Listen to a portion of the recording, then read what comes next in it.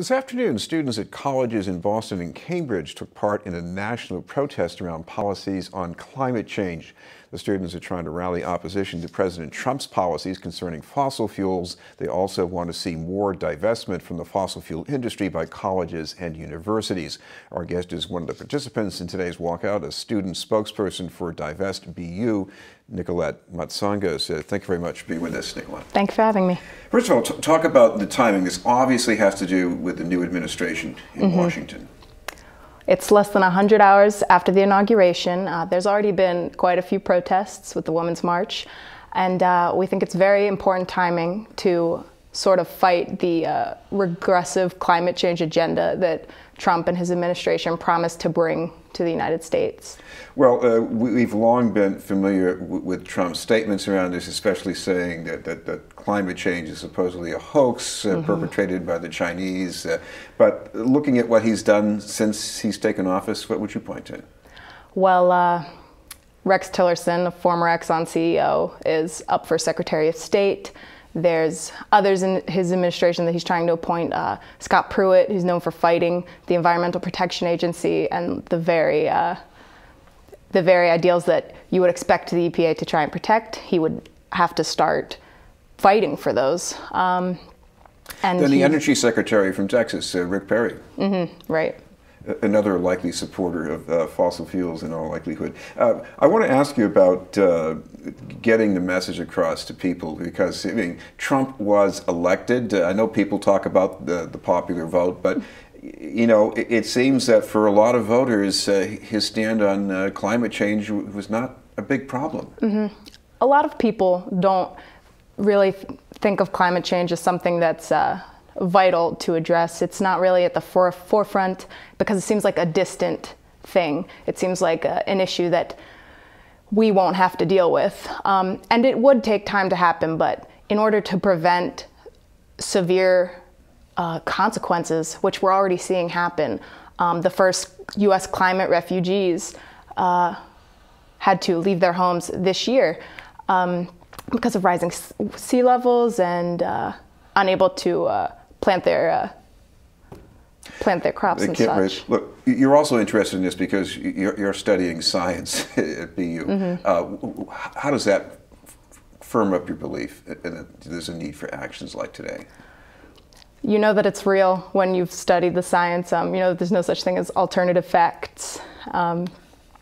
It's more real, it's more concrete.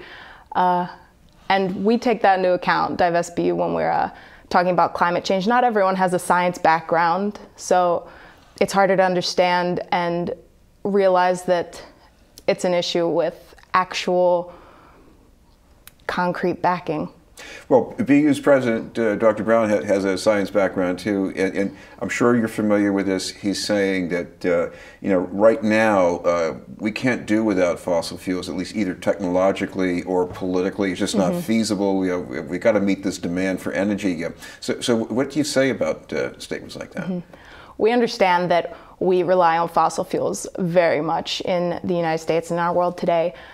But at this point in time, divesting from fossil fuel would be a moral statement. It's a symbol, and that's where it holds its power.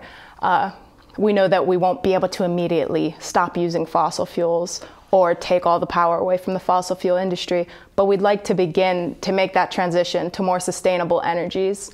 And even now, Massachusetts is beginning to use more solar energy. We're talking with Nicolette Matsangos from DivestBU. What about the actions of BU in connection with your campaign so far? Because you know, they've been taking this issue up in a pretty serious way. There was a vote last year. I would say maybe it was at least a small victory, wasn't it? We think that the Climate Action Plan is a good step forward, but we are very unhappy with the language that they used and said that they would try to avoid investing on their best, with their best attempts. They didn't say that they would divest to remove the funds, but that they would stop investing. They only addressed coal and tar sands without considering the effects of oil and natural gas, which are the biggest perpetrators. Well, one thing we've seen in history, there are a number of universities, including BU, who divested from support of apartheid in South Africa. They also divested from support of genocide in Sudan. So they're willing to divest when they think it's necessary. But you know, those are pretty bad things that they were pulling out of. Isn't reliance on fossil fuels maybe a bit more morally ambiguous? That could be said, yes. It is a bit more morally ambiguous, but with more evidence mounting, you know, more endangered species, more people having to flee their homes, we think that it'll become obvious even sooner than we hope that climate change is a social issue and we should take a moral stand on it. Of course, ultimately, you want people in government and the fossil fuel industry to do things differently. You know, even if all the colleges and universities took all their money out of fossil fuels, some people say that won't drive them out of business. So why keep pushing? It's better to keep trying, even if you don't know it will yield the results you want, than to sit back and let it happen. We feel very strongly about it, and we know that we have power as the students and that we have power as the citizens. So we think that it's worth trying. Well, one thing you might have been able to notice was how things were going today. Any signs of power, students sort of feeling the message, acting on it today? We had a good number of people standing out in the cold in front of the GSU Plaza. I think it was frozen rain, and people just started shouting, you know, why they were there and why we should divest. And I think that with Donald Trump's presidency, it's really leading people to get out and be active about the issues they care about. Finally, Nicolette, if people want more information about at least the BU campaign, you've got some places online they can check that out. We have our DivestBU Facebook page, and we have our DivestBU website. Thank you very much for being with us. Thank you for having me. Nicolette Matsangos from DivestBU. We'll have more news in just a moment.